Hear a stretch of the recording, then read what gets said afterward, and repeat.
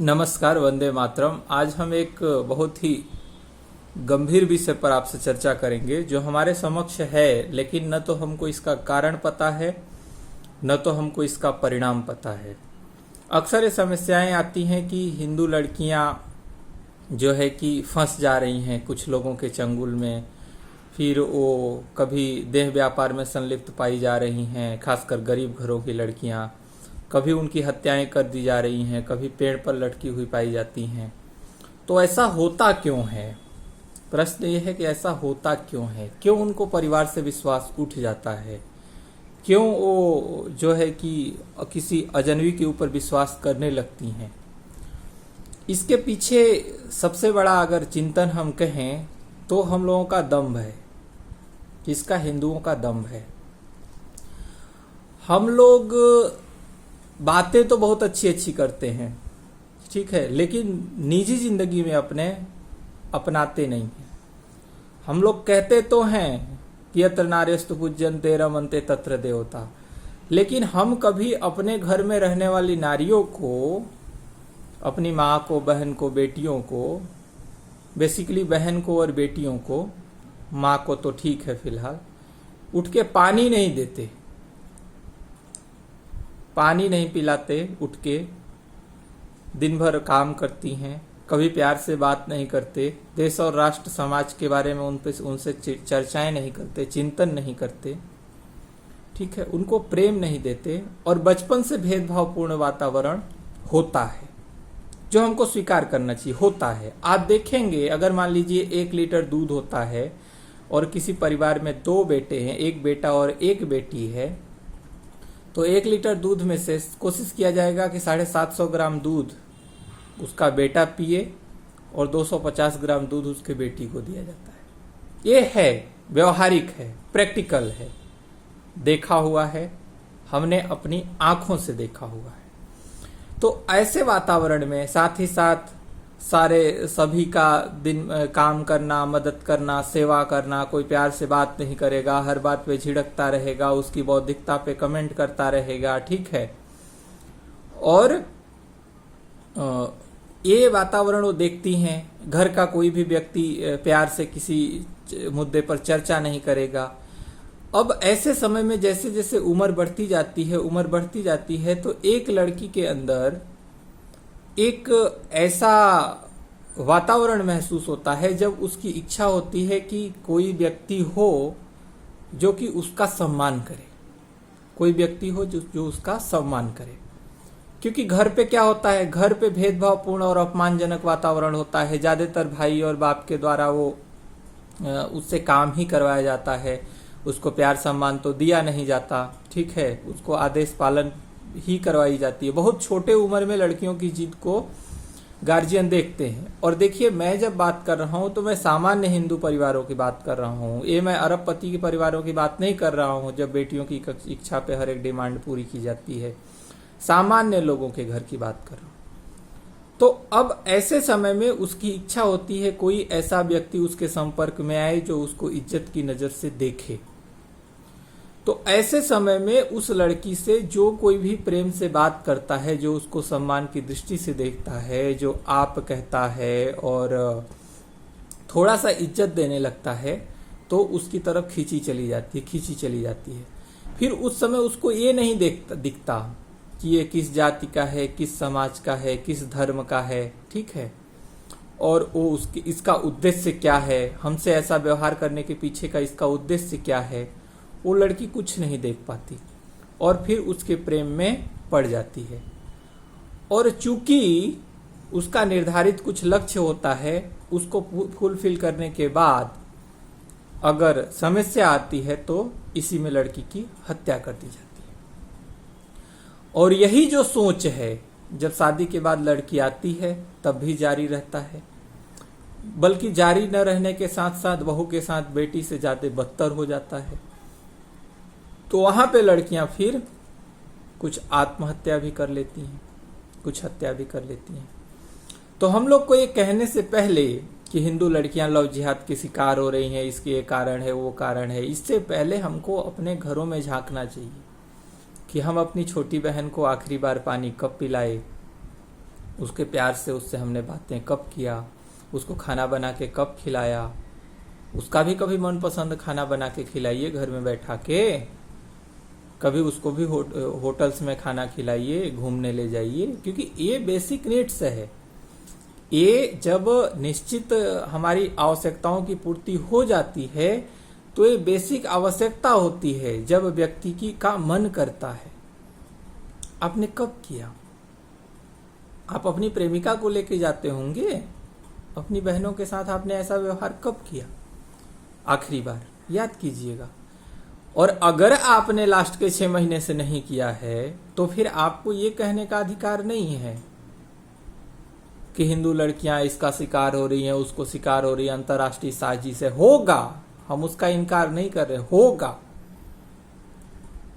लेकिन वो वहां तक जाएं, उसके पीछे का सबसे बड़ा कारण है आपका प्रेम न देना। क्योंकि जो व्यक्ति ऑलरेडी प्रेम से लबालब रहेगा ना, वो कोई सामान्य व्यक्ति के टटपुंजिया टाइप का लड़का, आप देखते हैं करोड़पति लड़कियों को कैसे लोग फंसा ले जाते हैं, टटपुंजिया टाइप के, जैसे कि ड्राइवर हो, प्यून हो, नाई हो, सब्जी बेचने वाला हो। क्यों? क्योंकि ये प्यार से बात करते हैं और घर का जो वातावरण है लड़की का, वो उतना प्यार से उनसे व्यवहार नहीं करता, वो उसके अनुकूल नहीं होता। इसके कारण से वो ऐसे लोगों के चक्कर में फंस जाती है। वरना उसको मालूम है ये हमारे फैमिली के सामने क्या, इसकी क्या औकात है, लेकिन फिर भी वो उसके संपर्क में क्यों जाती है? क्योंकि उसको वहां मानसिक सेटिस्फैक्शन मिलता है, मानसिक सेटिस्फैक्शन। जब मानसिक सेटिस्फैक्शन के साथ उससे व्यवहार दिया जाता है, प्यार दिया जाता है, तो फिर वो लड़की उसके चक्कर में आती है। और कोई शुरू में ही जो है कि उसके लिए नहीं जाता, जैसा कि लगता है आप लोगों को वासना में पड़ के। नहीं, मानसिक सेटिस्फैक्शन, ढंग से बातें करना, प्रेम से कोई बातें करता है, उसकी इच्छाओं को पूछता है, उसकी इच्छाओं के अनुसार, अपनी औकात के अनुसार उसके साथ उसकी सेवा करता है, तो ये सब जो मेंटल सेटिस्फैक्शन होता है, वो जो देता है, लड़की उसकी तरफ खींची चली जाती है। यह हमारा अपना मूल्यांकन है। और भी कोई कारण होगा, मैं उनमें नहीं जाऊंगा। अब बात यह है कि इस समस्या से निजात का उपाय क्या है। तो इसका सबसे प्रमुख ये उपाय है कि आप सभी लोग जो हमारी बातों को सुन रहे हैं, जिनको थोड़ा भी पता है कि हमको भी बुद्धि है चिंतन करने का, वो अपनी अपनी बहनों से प्यार से व्यवहार करने सीखो। हम तो जो करते हैं वो है ही।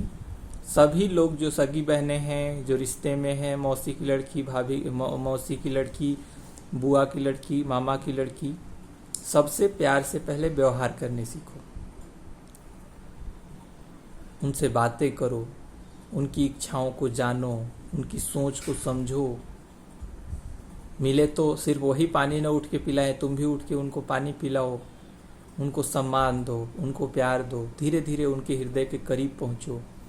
उसके बाद उनकी समस्या को, उनके जीवन के कॉन्फ्लिक्ट को समझो। अगर कोई ऐसा दौर आ रहा है, कोई आदमी ऐसा व्यवहार कर रहा है, तो कोई ऐसी घटना को घटने से पहले ही आप जान लो कि क्या होने वाला है, इसका डायरेक्शन क्या है। कहीं ऐसा तो नहीं कि ये रास्ता भटक रही है, और रास्ता भटक रही है तो क्यों भटक रही है, उसके मनोवैज्ञानिक कारण क्या है, उसका अध्ययन करो।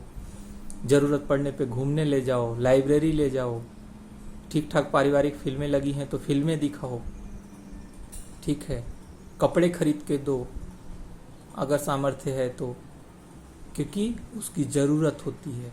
फोटो खिंचवाओ, स्टूडियो में ले जाओ। जो अब तो मोबाइल कैमरे के ज़माने में स्टूडियो का महत्व ऐसा भी कम हो गया है।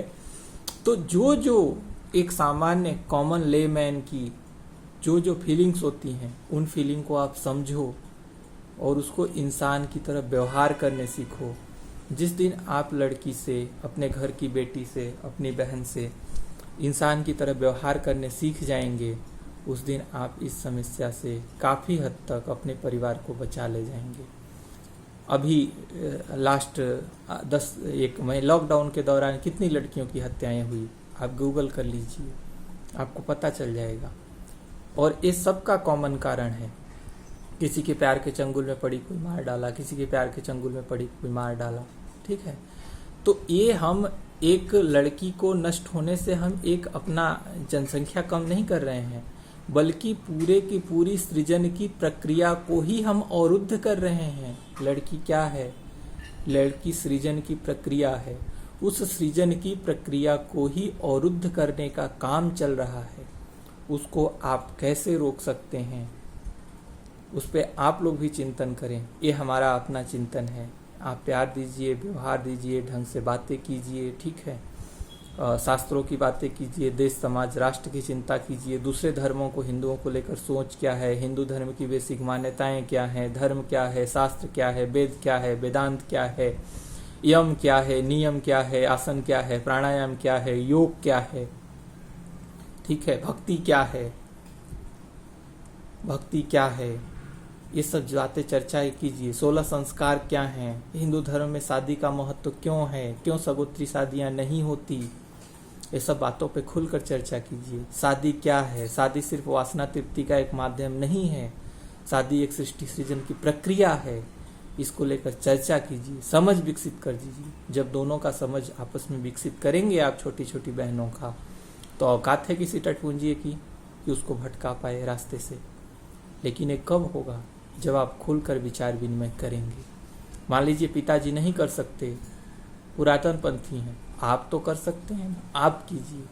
जिस दिन आप खुल के विचार विनिमय करना शुरू कर देंगे अपनी बहनों से, उस दिन आपकी बहनें ये फालतू का जो मन भुलावन टाइप का जो माहौल है उससे वो उबर जाएंगी, और फिर एक बेटी को हम खोने से बच जाएंगे। जितना जल्दी अपना लें उतना ही आवश्यक है। धन्यवाद। ये हमारे मौलिक विचार थे। आप हमसे सहमत हो सकते हैं, असहमत हो सकते हैं, वो आपका अधिकार है। धन्यवाद।